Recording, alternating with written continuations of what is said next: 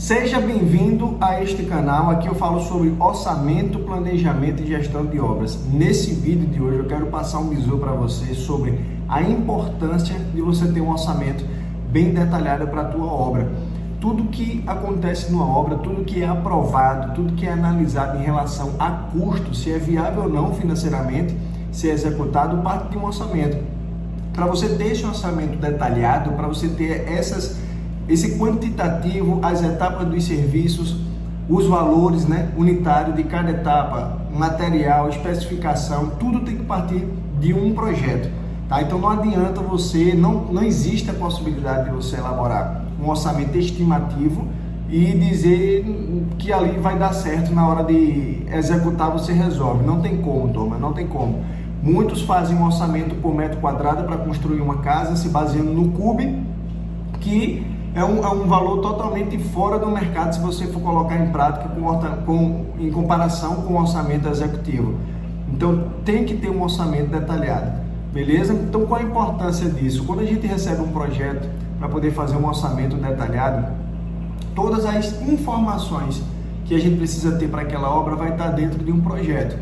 Então qual o passo a passo para poder a gente fazer um orçamento ali que tem que estar no projeto? A gente tem que identificar as etapas. Quais são as etapas? Demolir, construir, instalação elétrica, instalação hidráulica, forro, revestimento, pintura, esquadrias. Essas são as etapas que a gente tem que identificar naquele projeto que a gente recebe. Um projeto tem que ser um projeto executivo, turma.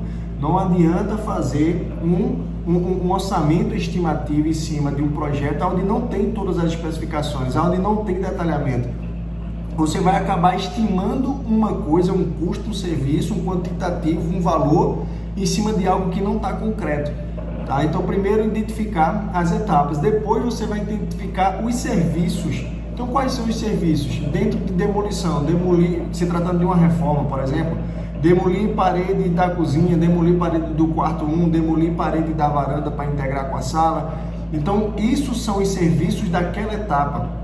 Tá? Instalação de ponto de tomada no quarto, instalação de ponto de tomada na sala, instalação de ponto de tomada na cozinha. Então, são serviços dessa etapa de instalações. Então, identificar as etapas, identificado os serviços, a gente vai para o quantitativo. Tá? Quantitativo desses serviços que a gente levantou. Né? Sempre atento à unidade de medida que vai ser praticada.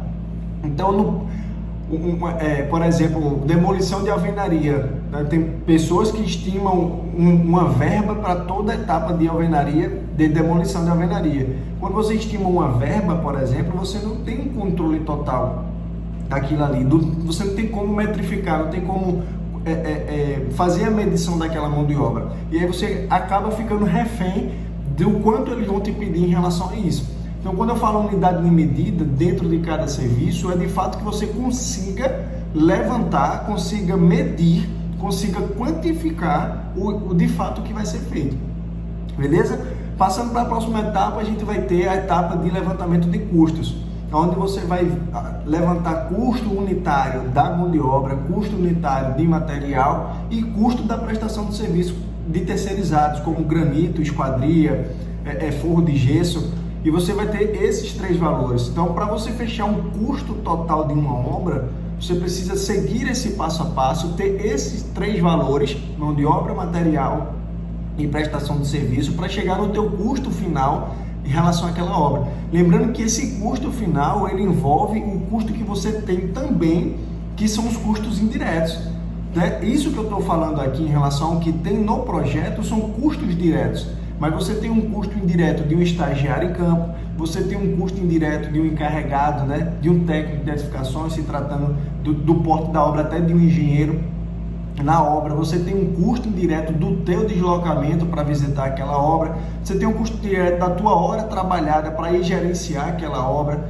Então são custos indiretos que não estão no projeto e você precisa identificar na hora do teu planejamento, para elaborar esse orçamento, quais os custos que você vai ter para você executar aquela obra. Então tem que ficar muito atento a isso também, turma, porque aí você atenta tanto ao projeto para elaborar o que é que está previsto ali, que na hora de executar você fecha contrato, você vai colocar em prática, vai executar, mas na hora de você executar lá, você vai ter que se deslocar, você vai ter que colocar uma pessoa, e aí no decorrer da obra você vai ver que está saindo esse custo, mas não está contabilizando na tua planilha orçamentária porque você não considerou lá. Então são custos diretos e custos indiretos que tem que ser analisado. Beleza? Isso é um passo a passo, turma, simples e rápido e prático que eu estou falando para você saber a importância de ter um orçamento executivo, né? De onde buscar as informações e que de fato precisa ter tudo detalhado. Para as próximas etapas de um gerenciamento, por exemplo, você vai trabalhar em cima do projeto, que é o que está previsto, na obra, que é o que está sendo executado, e você vai gerir os custos.